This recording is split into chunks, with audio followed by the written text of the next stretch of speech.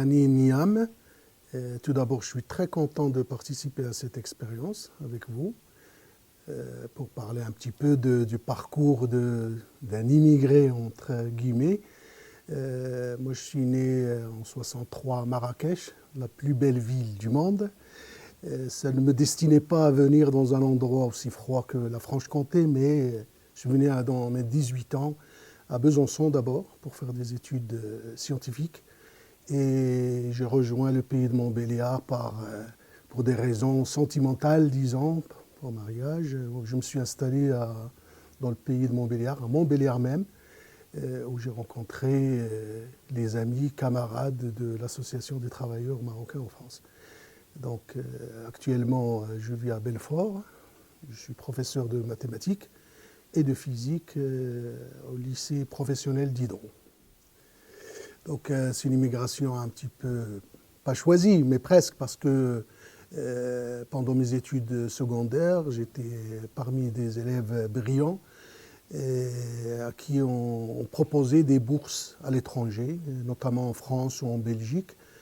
J'ai été choisi par des professeurs coopérants français qui m'ont demandé de venir continuer mes études ici en France. Alors que mon premier projet, c'était de réaliser le rêve de mon père, qui est d'origine paysanne, de la région de Marrakech, qui me prédestinait à être ingénieur agronome. Donc j'avais passé le concours, etc.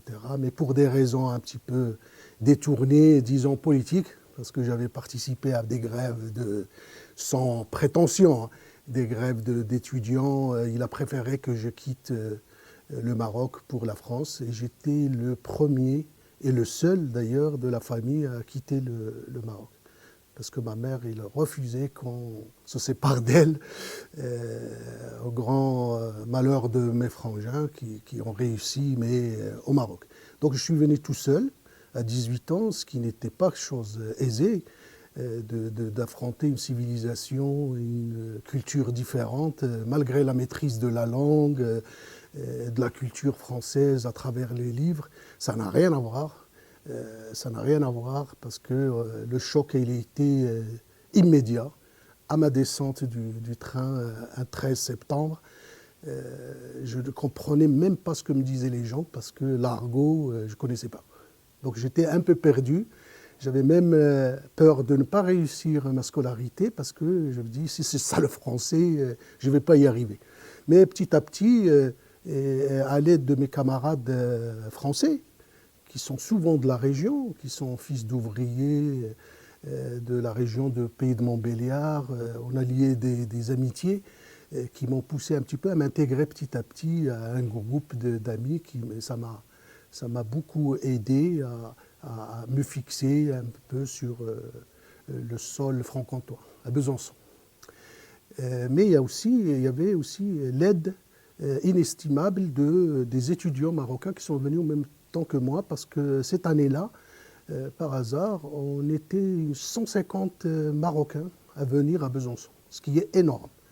D'un seul coup, dans toutes les disciplines, en biologie, en maths, en économie, alors qu'au départ, il y avait quelques-uns qui venaient dans les années 70.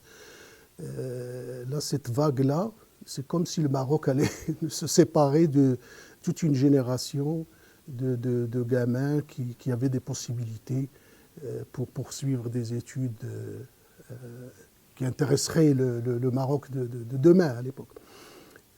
Donc petit à petit, on s'est installé, on a fait des études. C'était très dur la première année, très très dur, par le fait de l'éloignement, par le fait de l'adaptation à une vie nouvelle, par le fait de vivre quelque chose de nouveau tant jeune, l'ouverture d'esprit, l'ouverture sur le contact féminin. Il y a beaucoup de choses qui sont venues se greffer dans notre objectif premier qui était la réussite scolaire. À travers ça, on a commencé à se projeter, mais d'une façon très, très, disons, très infime, pour rester ici en France. Donc notre projet premier a pas mal de mes compatriotes, c'était le retour avec un diplôme, doctorat, etc. Tout le monde n'a pas pu réaliser ce rêve-là, notamment moi, parce que je n'ai pas fini mes études supérieures, mais quand même, j'ai réussi à réaliser mon rêve d'être professeur de mathématiques. C'est ce que je souhaitais faire depuis le départ. C'était mon rêve. Ce n'est pas celui de mon père, mais c'était mon rêve de devenir enseignant. Comment ça s'est fait? C'est en 85, je suis venu sur le pays de Montbéliard, suivre ma compagne de l'époque, qui était assistante sociale sur le pays de Montbéliard. Donc, ce qui me permettait de vivre à Montbéliard et de faire la navette pour finir mes études. Et petit à petit, je me suis ouvert sur la communauté marocaine. Alors, entre parenthèses, quand j'étais à la fac, on n'avait pas l'habitude de côtoyer des enfants d'immigrés, parce qu'il y en avait très peu. Dans ma promotion, il y en avait un ou deux qui étaient avec moi. Et je n'avais aucune idée de ce que vivait l'immigration. C'est-à-dire on n'avait pas disons, ce constat sur l'immigration. Je ne savais pas ce que ça veut dire.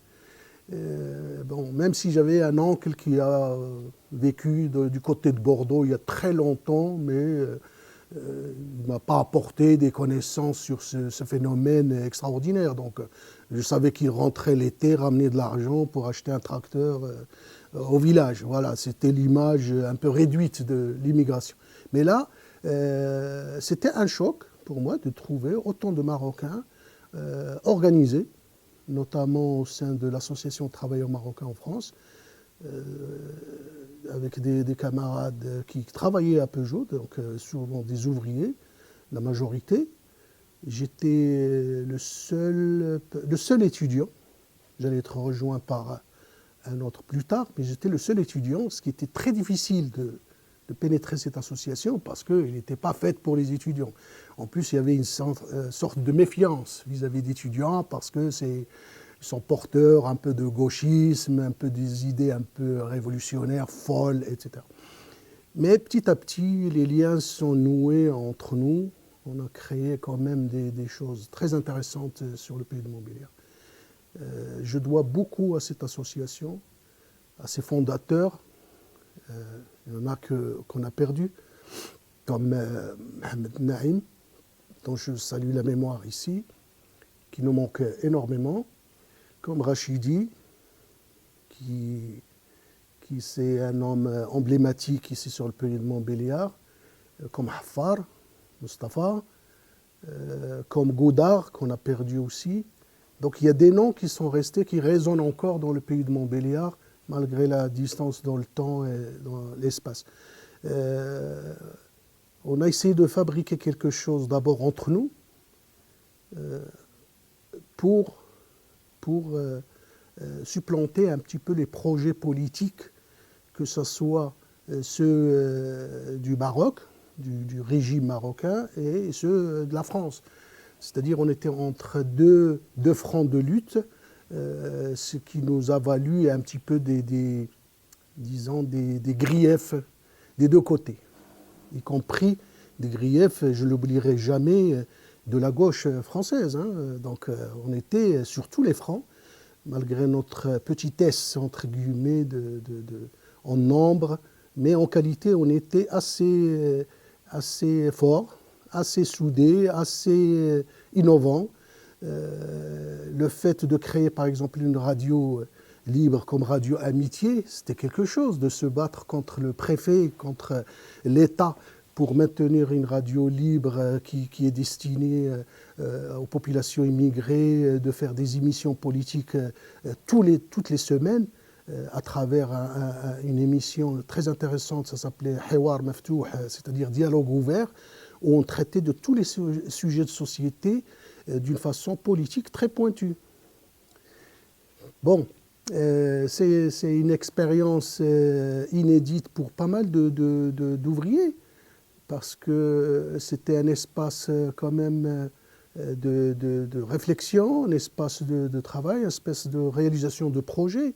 On a fait beaucoup de choses pour la population marocaine, peut-être c'était notre tort de nous focaliser que sur la population marocaine, mais ça on a évolué par la suite lors de nos débats.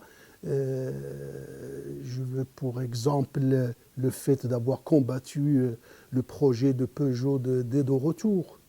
C'était quelque chose à proposer aux Marocains de ne pas signer ce retour parce que c'était dangereux pour leur implantation au Maroc, d'autant plus qu'on a l'expérience à l'époque de familles qui sont allées, qui ont été tout de suite déçus par ce retour et qui ont essayé de revenir avec des problèmes qui ont été posés de papier, etc., pour leur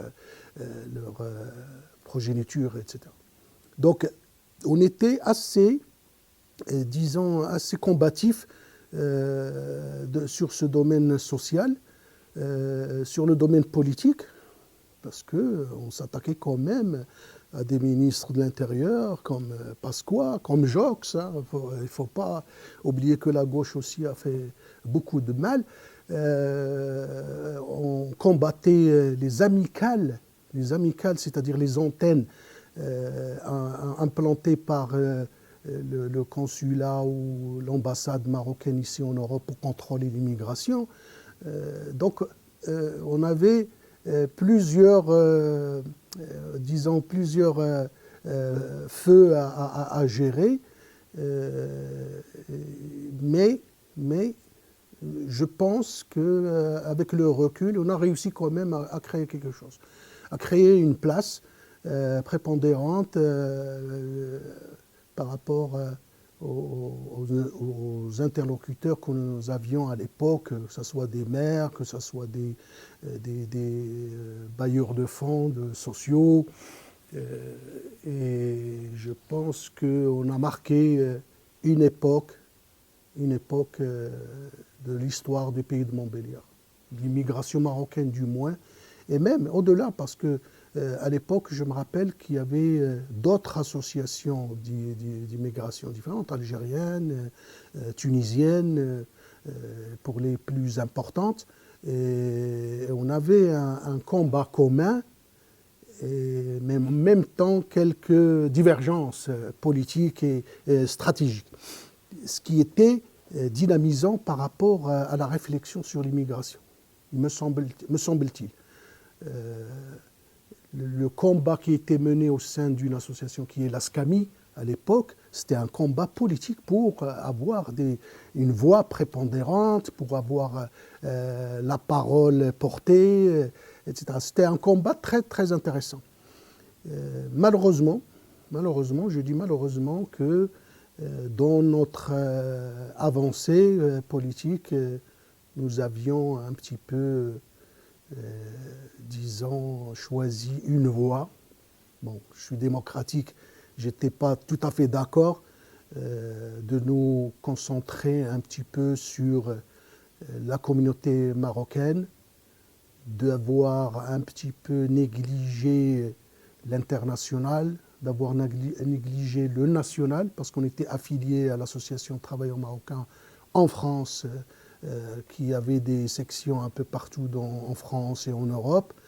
Et le fait de nous reconcentrer uniquement sur nous-mêmes ici, sur le pays de Montbéliard, par le biais de l'association Rassemblement de la communauté marocaine, RCM, et il me semble que c'était une erreur, une tactique qui nous a coupés du national et du coup de cette aura que nous avions. Juste un constat sur ce que nous avions réalisé, ce qui reste de ce qui a été fait. Je prends par exemple l'exemple de Radio Amitié, qui me tient à cœur, parce que ça a été fondé clandestinement par des copains comme Mohamed Naïm, comme Rachidi, comme Goudard, qui ont été vraiment portés à bras le corps par un ami que j'ai oublié de citer, c'est Abdelkader Baroudi. C'est un support important dans l'association que je salue ici. Et il me semble que là aussi, on a fait une erreur stratégique que je regrette. On a eu un grand débat, on a eu même quelques conflits politiques entre nous sur cette question-là. où on a décidé de nous séparer de la radio, séparer la structure Radio Amitié de l'Association des travailleurs marocains. Alors que c'était une seule entité, ça apportait quelque chose, c'était une force très importante. On avait l'équivalent à Dijon, et qui, à Dijon, eux, ils ont continué quand même, ils ont gardé les deux structures fusionnées, et nous, on a fait ce choix-là, politique. Bon, je ne vais pas revenir sur la responsabilité de chacun, l'histoire juge les gens. Et à cette époque-là, on a vu le militantisme se diversifier, mais s'amoindrir du côté de ce qui est politique, social, etc. Et c'est au détriment de la radio, c'est-à-dire c'est devenu la radio de consommation d'émissions, d'embauche, de budget, etc.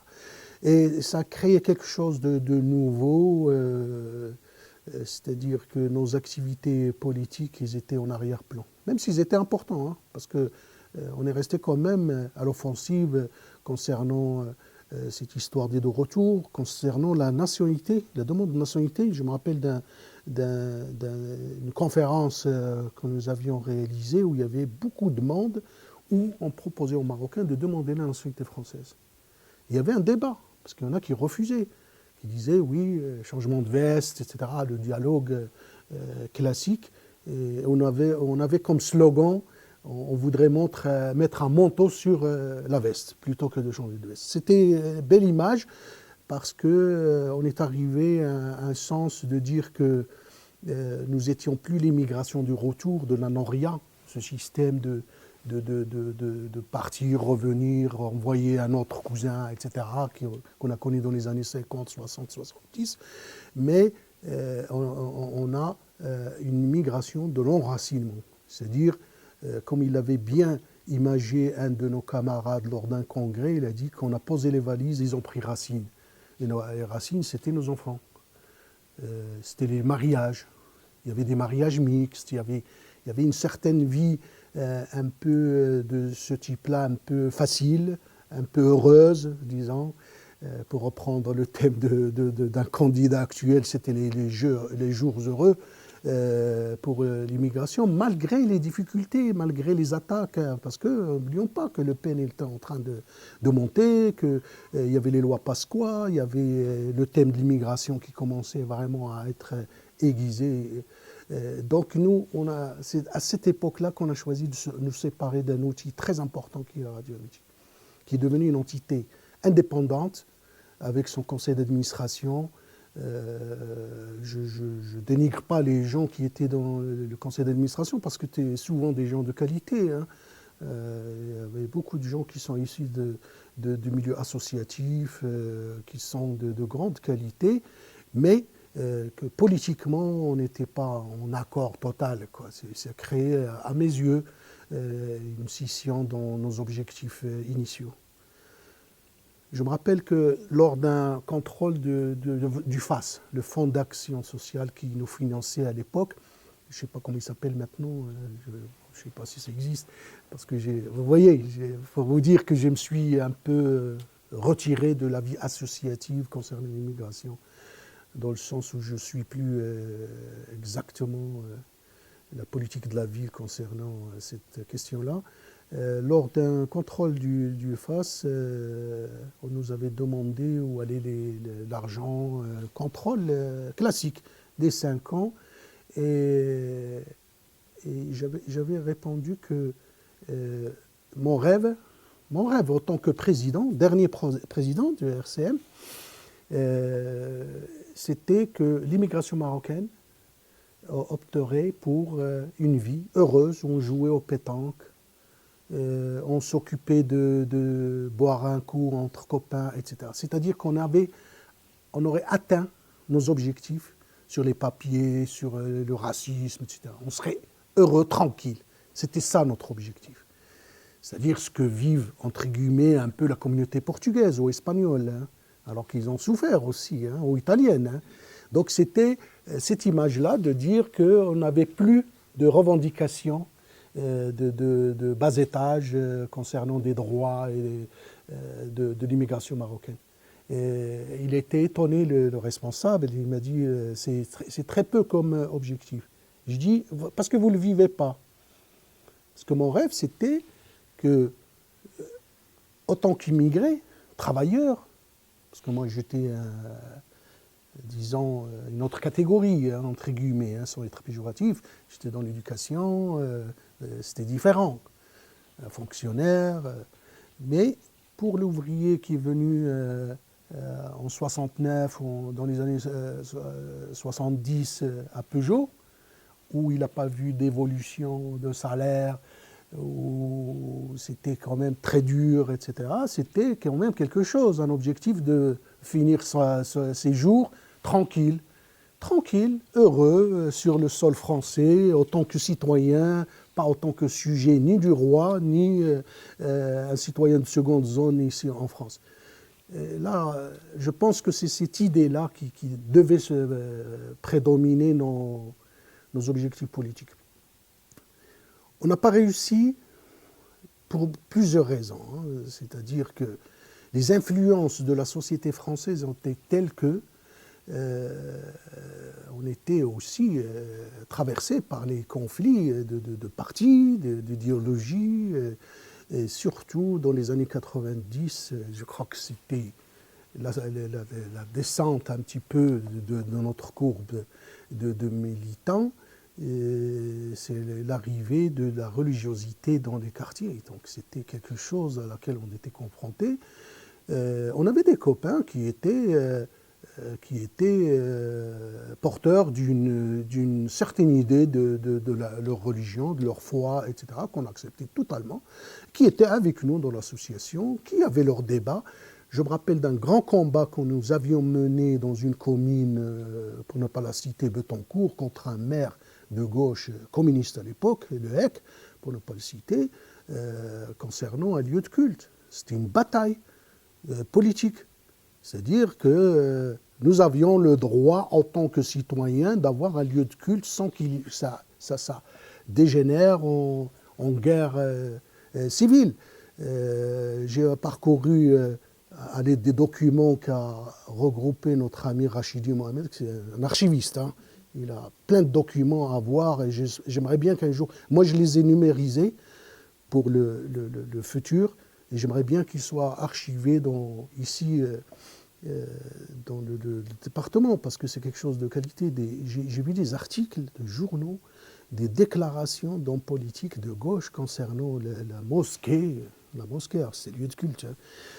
C'était effarant. C'était une bataille politique pour dire que nous avions notre place, y compris d'exercer notre droit à la spiritualité, pour ceux qui veulent. Et moi j'avais dit à l'époque, Le Hec, je dis mon rêve c'est que sur la même place il y ait synagogue, église, temple, mosquée, sans que cela ne pose aucun problème pour la population. Nous avons échoué, parce qu'il y avait ce refus, il y avait un repli identitaire, y compris dans la génération qui vient. Et là aussi, une erreur. On en parlait avec mon ami Rachidi il n'y a pas longtemps. J'ai dit, on n'a pas transmis beaucoup à nos enfants qui viennent de monter. C'est-à-dire qu'on était militants, on faisait, mais on a négligé deux pans de notre communauté, entre guillemets. Je n'aime pas ce terme, mais c'est comme ça. On va utiliser ce terme-là pour faciliter la réflexion. On a négligé les femmes. On avait très peu de militantes. Il y en avait. Hein. Il y avait la femme Rachidi, il y avait Naïm Sadi Naïm, c'était des piliers. Il y en avait d'autres hein, qui venaient. Il y avait les femmes de Bergache qui venaient nous aider quand il s'agit de faire des actions. Mais c'était pas, ils n'avaient pas la place prépondérante comme on pouvait le voir dans d'autres sections de l'ATMF, à Paris ou à Strasbourg, etc. Donc ça, c'est une erreur. Deuxième erreur, on n'avait pas laissé assez de place à nos enfants, nous, les militants. Par exemple, je parle de mon parcours personnel. j'ai 4 enfants, j'ai 3 enfants d'un premier mariage. Aucun n'a été affilié à une association ou une structure, ni politique, ni... Pour vous dire que ce n'est pas génétique de militer. Et c'est dommage. C'est dommage parce qu'ils ont leur propre réflexion. J'ai eu un grand débat avec ma fille dernièrement. Il m'a dit, tu ne pouvais pas imaginer, étant enfant de couple mixte, ce que nous subissions, que tu ne le voyais pas. C'était assez violent comme discussion. C'est-à-dire que tu ne te rendais pas compte de ce qu'on vit étant à cheval entre deux cultures, ni marocain, ni français, ou les deux à la fois. C'était quelque chose à laquelle nous n'avions pas apporté une réflexion assez approfondie, à mon avis. La preuve, c'est qu'aucun de mes amis, ou camarades plutôt, n'a eu d'enfants qui étaient impliqués dans la TMF ou qui a repris les rênes de la TMF. Ce qui est quand même désolant. C'est un regret. C'est un regret plus qu'une nostalgie quelconque. Et ça se ressent. Ça se ressent sur les motivations de certains enfants issus entre guillemets, de l'immigration, qui sont des Français pour moi. Moi, j'ai toujours été clair là-dessus. Même s'ils ont une autre nationalité, c'est des Français. C'est des Français, c'est le fondement même de la République française du 1789. C'est ça. C'est citoyen, c'est celui qui vit sur le sol, qui participe à la vie commune. Malgré les dires de certains qui se gargarisent du mot République alors qu'ils n'ont de la République que le côté libéral et négatif. Donc, ces enfants-là, on les retrouve soit dans des associations cultuelles où ils sont très dynamiques, très forts à convaincre, très durs à convaincre du bien fondé de ce que nous faisions, très dur à convaincre de ne pas mettre en avant la religion pour atteindre des objectifs politiques. Parce que c'est ça, quoi, la laïcité, c'est quand on mélange certaines choses. Bon, on ne va pas rentrer dans les détails de cette discussion-là. Et ça a donné soit des enfants, en général, hein, je généralise exprès, des enfants qui ont choisi ce côté-là, l'associatif cultuel, ou bien ce que nous avions refusé à l'époque, d'être des subalternes d'hommes politiques, qui soient de gauche ou de droite. Et là, je suis clair avec moi-même, parce que si vous regardez dans le pays de Montbéliard, hein, je ne vais pas faire de sociologie à deux francs, ce qui se passe ailleurs. Ce que je constate, c'est qu'on n'a pas de mères issues de l'immigration ici. Je disais aux copains que le fait d'être dans l'association de Marocains n'est pas suffisant, parce qu'on n'avait pas de relais politique. Donc, je disais, il faut que les Marocains, je parle des Marocains, hein, c'est parce que c'était notre première obsession, disons. Il faut que les Marocains s'investissent dans les partis politiques. Et je dis partis politiques de préférence de gauche. Il faut qu'il y aille pour répondre à la question de ne pas rester en dehors du système. C'est-à-dire de prendre le pouvoir dans les partis politiques. Faire de l'entrisme de gauchos de 68. C'était ça la stratégie. C'est de rentrer, mais pour défendre une cause. Non seulement les Marocains, mais la classe ouvrière. Voilà, on se battait par exemple pour la langue et culture d'origine, la LCO. On a fait des miracles quand même. On a créé des livres, je parle de la TMF nationale, on a créé un livre de référence pour enseigner l'arabe, qui est issu du quotidien ici en France.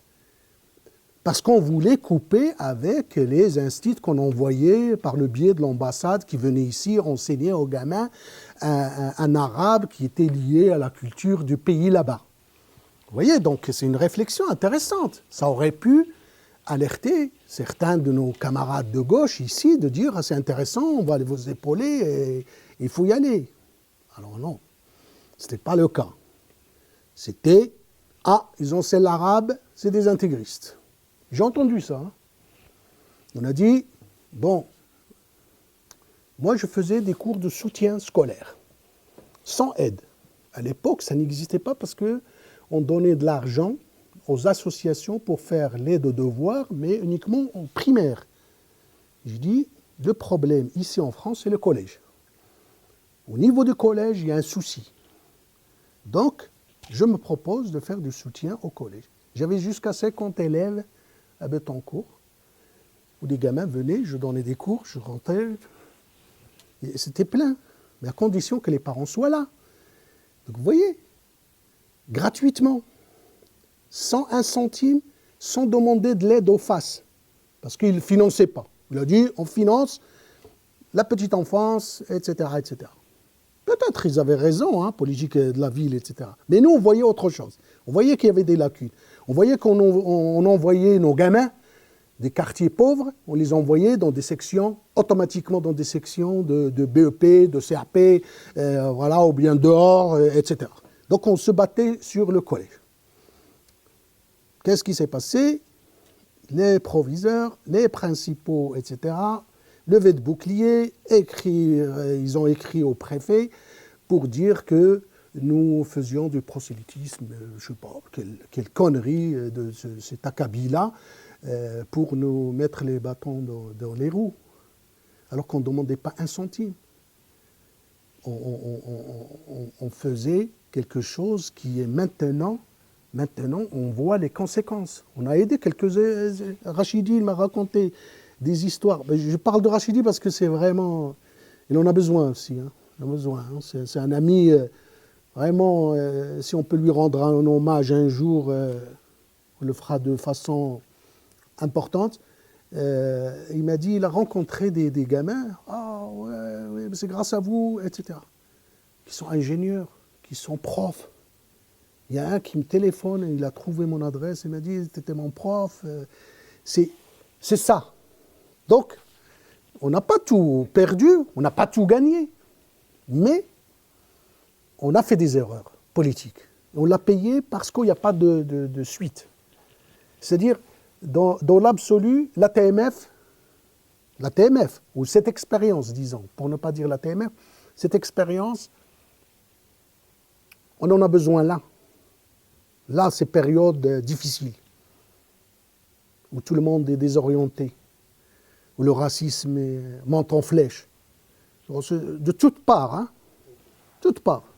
Dans la presse, dans le milieu scolaire, dans le voisinage, le mal-vivre ensemble et en propagation exponentielle, pour moi. Donc, la TMF, il a son rôle à jouer.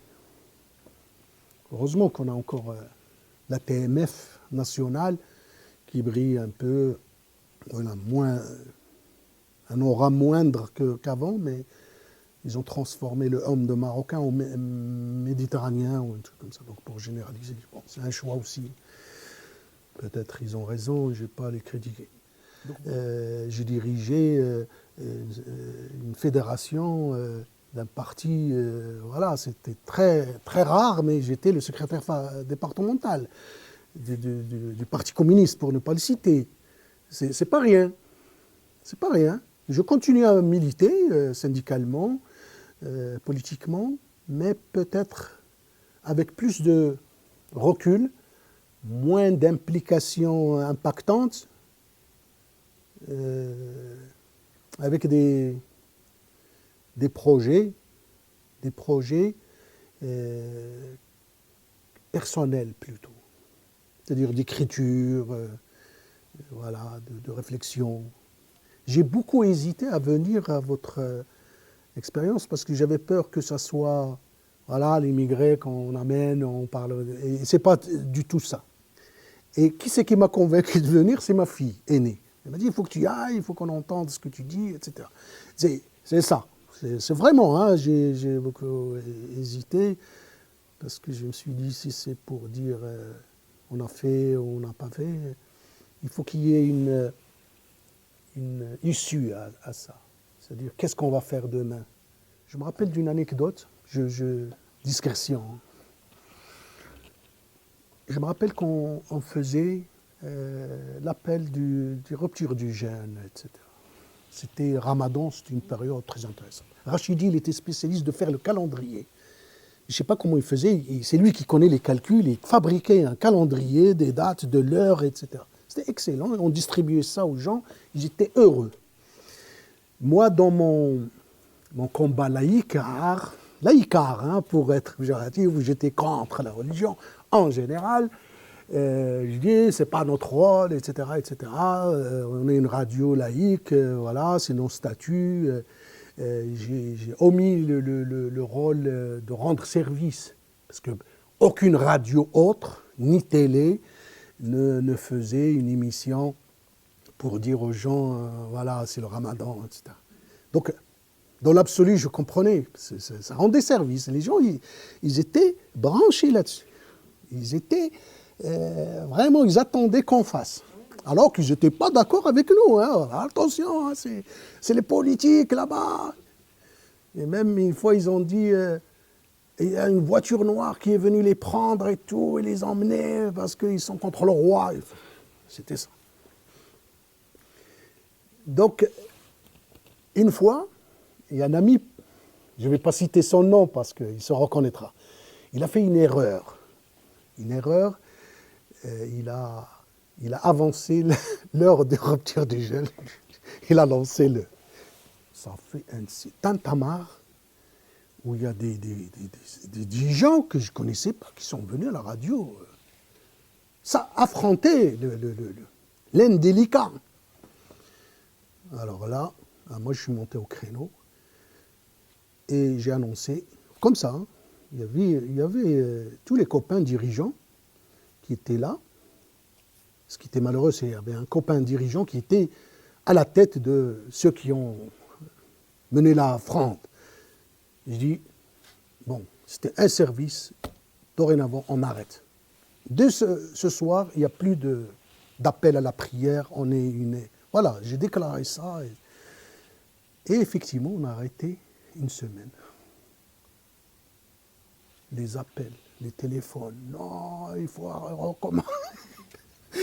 Donc on a gagné la bataille pour dire qu'on est utile, on peut faire des erreurs, c'est un service, ce n'est pas une obligation. Et de faire comprendre ça à la population, à l'époque, c'était violent. Hein. Je dis, ils sont venus à plusieurs pour casser la radio. Hein. Ça ne s'est pas su, mais c'est arrivé. Vous pouvez vérifier auprès de Rachidi, de Baroudi, le pauvre. Donc c'était assez violent. Donc vous voyez, les combats, on les menait sur plusieurs fronts. Comme je disais au départ, c'est-à-dire au sein de la communauté, au sein de nos familles, parce que tous les dimanches, on était en réunion. Tous les dimanches, on avait une réunion. Il n'y a aucune association qui fait ça. Tous les dimanches, réunion de bureau autour d'un pot, réfléchir, préparer la semaine, etc. Tous les dimanches. Et on mangeait chez les uns et les autres, etc. C'était quelque chose, vraiment, une très belle expérience. Je ne regrette aucun moment. Je ne regrette aucun moment. Après, bon, l'histoire a voulu que chacun prenne son chemin. Ça a commencé par des copains qui ont fait le choix d'aller dans des conseils municipaux, qu'on ne les voyait plus, qui sortaient des choses un peu bizarroïdes concernant l'objectif premier. On a vu qu'ils sont devenus même de droite un peu brunes. Ici, dans le pays de Montbéliard, je lis, hein. J'ai continué à lire un petit peu la presse, qui sont devenus dans des conseils municipaux à mener des zizanies. Alors, qu'est-ce qu'on a apporté à ces gens-là? C'est-à-dire qu'ils se sont impliqués, c'est ce que je disais tout à l'heure. C'est-à-dire qu'ils sont dans le système, mais pour faire le bazar, pas pour aider la population. Ils sont là, hein, vous pouvez vérifier, hein, vous sortez les Bettencourt, Grand Charmant, voilà, il y a des noms. Hein, c'est pas moi qui les invente. Hein. À Belfort, ils ont fait le choix de choisir un candidat. Bon. Mais c'est un choix. Je me disais que c'est peut-être normal. Ça veut dire qu'ils sont des citoyens comme les autres, traversés par les contradictions politiques, économiques, etc. je ne parlerai pas de traîtrise, parce que ce serait un truc religieux, quoi. C'est traître.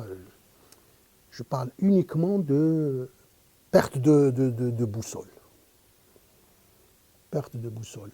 C'est-à-dire de ne pas savoir que l'intérêt premier, c'est de défendre les plus défavorisés. Pour moi, hein. C'est-à-dire si on garde ça en tête, je pense qu'on réussira à vivre ensemble. C'est-à-dire si on se défend tous. Je prends par exemple la culture. Ce qui se passe ici, sur Audincourt, avec Rencontre Racine, à laquelle on a été parmi les premiers fondateurs, avec Marcel Pujol. On était un petit noyau au départ, d'associations qui ont disparu maintenant. Moi, je les vois quand je fais Rencontre Racine, je vois qu'ils me... Désolé de le dire comme ça. Moi, j'avais arrêté de participer en tant qu'association au jour où ils nous ont demandé de mettre des drapeaux de pays. Je dis, moi, je ne suis pas marocain ici en tant que marocain. Je suis en tant que citoyen français qui défend une certaine culture.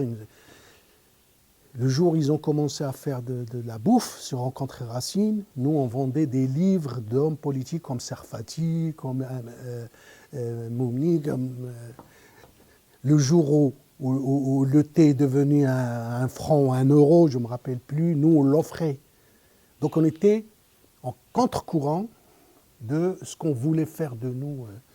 Ça, c'est une petite parenthèse sur Rencontre Racine, ça n'enlève rien à la réussite du festival. Hein. Mais l'essence d'une structure comme Rencontre Racine, c'était quand même les travaux des associations qui œuvraient sur le pays, quoi. C'était ça, le départ. Quand je viens, maintenant, c'est un festival. Bon, c'est un choix. C'est un choix, c'est pas le mien. C'est pas le mien. Ça n'enlève rien à la qualité des gens qui participent encore. Hein. Mais pour parler de la médiathèque, je me rappelle qu'on avait amené Driss Shraibi, Aziz Begag. Il fallait le faire. De mettre des antagonistes comme ça de la littérature, un qui est devenu ce qu'il est devenu, et un qu'on a perdu, Driss Shraibi, qui était un révolté, un écorché vif marocain, etc. Il faut lire le passé simple de ce type-là. C'est pas le Gond de Chaba, hein. C'est pas le truc d'immigrés du quartier, etc., qui maintenant se bat avec Sarkozy dans le même gouvernement. C'était ça quand même, avec l'aide des gens de la bibliothèque de Dincourt, c'est-à-dire dans les écoles. Je ne lance pas des fleurs, je dis ce qui se faisait. C'était la culture arrivée aux gens. C'est-à-dire tout le monde venait, ils étaient contents. C'était des expériences, disons que réfléchies, qui correspondaient à notre âme. Je ne crois pas à l'âme, mais à notre âme, à notre essence, et à notre volonté de faire avec d'autres. Arrivé un moment, on commençait à nous approcher pour aller dans les listes électorales. Je me rappelle d'un maire, je ne vais pas le citer. Je ne vais pas le citer parce qu'il est âgé. J'ai beaucoup de respect pour ce qu'il a fait, ce qu'il est devenu, ce qu'il était. Parce que c'était un camarade avant. Il avait dit, je ne veux pas de lui, il va nous emmerder. Pourquoi ? Pour moi, c'était quelque chose de valorisant. Hein. Je vais l'emmerder, ça veut dire je ne vais pas me plier à ses désirata. Là où il m'a fait mal, par exemple, c'est quand il a dit à ma femme, ah, vous prenez sa femme à la place pour être seul. Je dis, moi, il peut, hein, moi, je n'ai aucun problème par rapport à ça. Vous voyez, mais c'est un peu mesquin. C'était ça, c'est ça que je disais au départ du système. C'est-à-dire, on veut bien des gens, mais qu'ils soient dans le moule. Parce que l'objectif premier, c'est de ne pas avoir des postes, des places, c'est ce que je disais, c'est de faire, de changer, de faire avancer. Et ça, les gens, quand ils ne les comprennent pas, ils t'attaquent. Vous pouvez essayer. Faites quelque chose ici, à la bibliothèque, je dis n'importe quoi, sur l'islam, allez, c'est le thème. Sortez un truc sur l'islam, mais dans le bon sens, ramenez un grand. eh bien, vous allez voir les attaques qui vont venir. Parce que c'est un contresens. Et c'est ce qui fait de nous des hommes et des femmes qu'on peut traiter de militants. Y compris à l'école. Hein. Moi, j'ai dit tout à l'heure que j'enseigne en LEP, les batailles que je mène quotidinement avec mes élèves. Bon, maintenant un peu moins, hein. Je suis à quelques années de la retraite. Je fatigue un peu hein, de me battre. C'est pas Don Quichotte. Hein. Mais quand on va à contresens, c'est dans l'histoire, hein, c'est pas moi qui dis, hein, j'invente rien, on se fait attaquer. Systématiquement. Même si vous voulez faire du bien, hein, essayez. Essayez de dire, je vais prendre de l'argent, je vais le donner à des gens comme ça.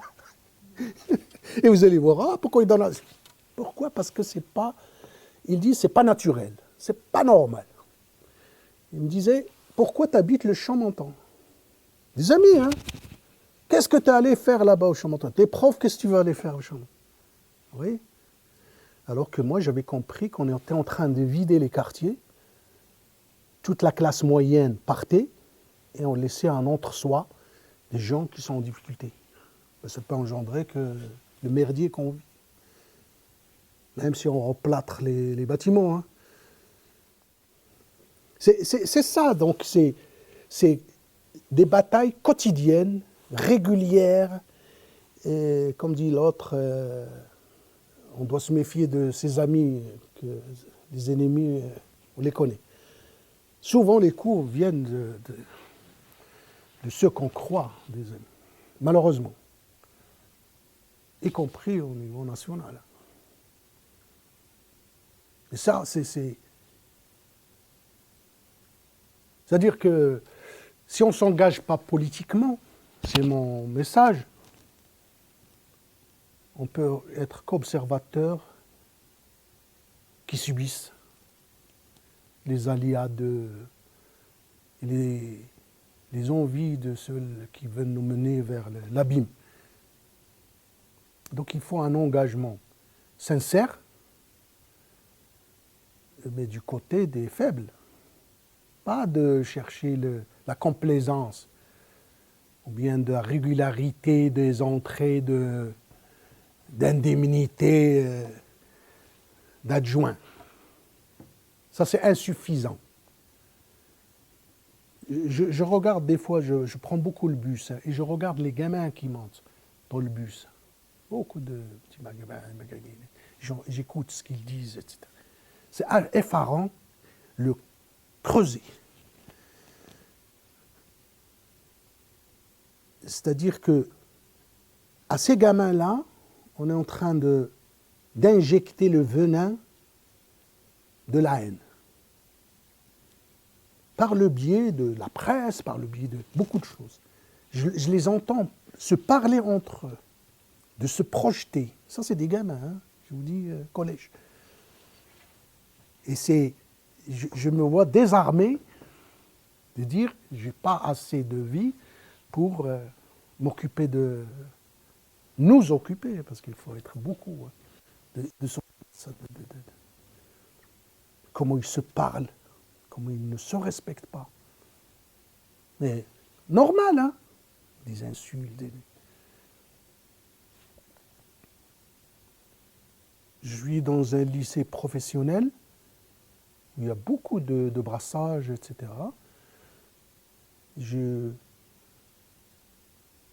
J'observe comme ça que ce qui les inquiète, c'est pas tellement le boulot, c'est pas ça.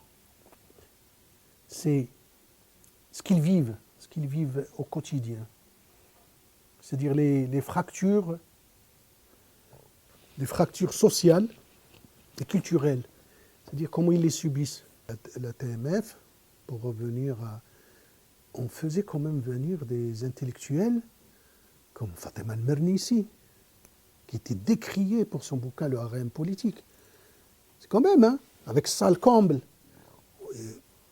avec l'aide de la Maison de la Méditerranée de Belfort, on a eu quelques penseurs comme Jacques Berck, on a eu Elias Sanbar, Mais c'était un mouvement culturel qui était important. Il y a un copain, il m'a dit, mais il n'y a plus rien. Il n'y a plus rien de tout ça. Il n'y a plus rien. Il y a l'initiative que vous êtes en train d'organiser est intéressante dans ce sens-là. Ça va. Et vous allez le voir. Le jour où il y aura votre activité, vous allez voir les gens qui vont sortir parce que qui sont en manque, qui me demandent, ouais, machin, me demandent, mais je dis, j'ai aucune structure pour faire. Donc, 40 ans en France, quelques années au Maroc, inconscient. Le bilan est vite fait, quoi.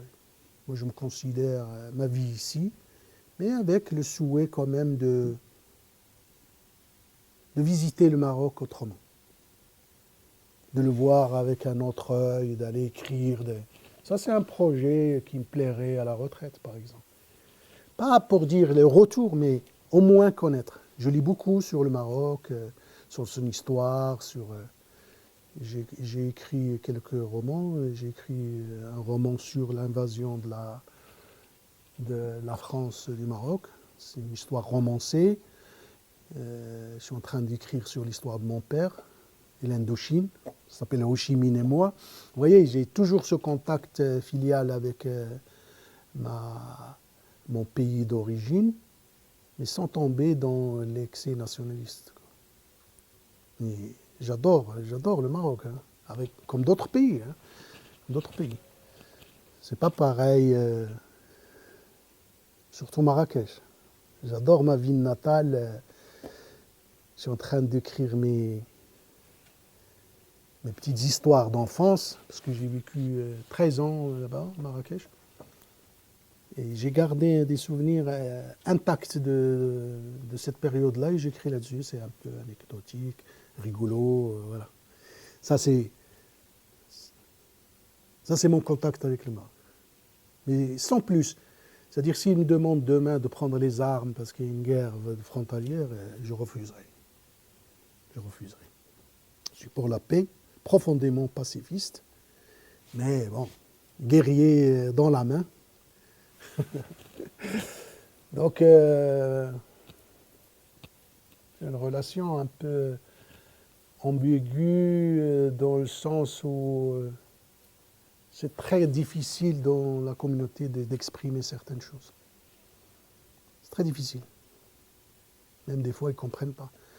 Je donne l'exemple, dernièrement, il y avait les matchs de foot, etc., Maroc, Algérie, mais je m'en fichais mais complètement. Et pour les énerver, j'étais pour l'Algérie. Ouais. Et ça déplaisait, il y a des copains qui m'écrivaient, mais salauds. J'ai dit, mais je m'en fiche, moi, je dis, les Algériens, c'est des amis. Si vous regardez l'histoire du Maghreb, on était un seul pays. Tamzra. J'ai oublié de dire que je suis d'origine berbère aussi. Comme dit ma fille aînée, elle me dit, t'as pas choisi le plus facile. Hein. Berbère, prof de maths, communiste. Donc, une petite association de pays de Montbéliard reçoivent un grand militant comme Abraham Serwati, 18 ans de prison, parce qu'il voulait révolutionner le Maroc et l'Hammam, etc. Et on le reçoit ici. Et il se promène au marché d'Oudencourt. Il a encore les photos. Foyer municipal. C'est pas des coups d'éclat. Il fallait le faire. Il fallait le faire. Gilles Perrault, quand il a écrit Notre ami le roi, où il y avait une grande bataille médiatique, etc., du côté de une pression sur l'immigration pour que on a favorisé la vente ici, sur Rencontrer Racine de ce livre, les envois en cachette au Maroc, etc., parce qu'on nous demandait il fallait le faire. Avec le Secours populaire, nous avons reçu les enfants des prisonniers politiques de Tezmemert. Vous savez Tezmemert? Pour favoriser, et ça c'est, je tire mon chapeau à Monique Bourri, il est défunte, une très bonne camarade qui présidait le Secours populaire, très bonne militante, elle est morte. Et avec Rachidi, on a fait le couscous de sa mort. Pour vous dire, Rachidi, quand on a appris, on a fait un couscous, on a amené les gens, etc. C'est tellement, il nous a aidés. On a ramené des gamins de prisonniers politiques. Ils sont passés par des biais détournés. Ils sont venus ici dans le pays de Montbéliard. Nous avions demandé aux familles marocaines de les accueillir. Et ils ont accepté. Hayoun notamment. Hayoun, Abid, nous avions choisi quelques-uns qui... Il fallait le faire. Regardez, je vous ai parlé de Hind Sharibi, on veut la faire venir, c'est une dame, moi c'est pas parce que j'ai aimé, c'est une dame qui mériterait de faire une soirée avec des gens, etc., dans un cadre impossible. Il faut que je passe, je ne sais pas, par peut-être un autre biais. Je n'ai pas la structure pour, alors qu'avant, on a organisé des venues de groupes, je me rappelle, il y avait 1000 personnes.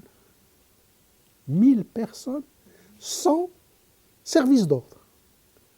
Je vous assure, on a fait des choses sans service d'ordre. On a fait une grande fête, un grand charmant à Sochaux.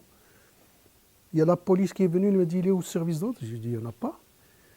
Mais vous n'avez pas peur? Et on vendait de l'alcool à la sortie, des merguez. Il dit, mais vous n'avez pas peur? Je dis, ben non, les parents sont là, c'est en famille. Et les familles venaient, hein, c'est pas... Chose que peut-être maintenant, ce serait très délicat. Il y avait la TMF ou la radio, les gens disaient la radio. Ils disaient les gens de la radio, on avait tellement de place que voilà. Et ça, c'est parti, on était franchement une quarantaine d'individus. Hein. Et tout ce qu'on avait organisé ici, y compris des conférences. Hein. Je vous ai parlé de la conférence sur la nationalité. La salle du théâtre de Montbéliard, c'était plein. Plein de gens. Alors que nous, on espérait quelques-uns. Les gens posaient des questions, comment on fait et tout. Et du coup, il y a plein de gens qui ont demandé la nationalité déposée. Sauf Rachidi. Rachidi, c'est dernièrement, il m'a dit, je ne sais pas pourquoi, le dernier entre nous à avoir demandé la nationalité, c'est Rachidi. Je ne sais pas pourquoi. Il a posé le dossier, et j'ai dit, qu'est-ce que tu attends? Et puis, c'était un des derniers.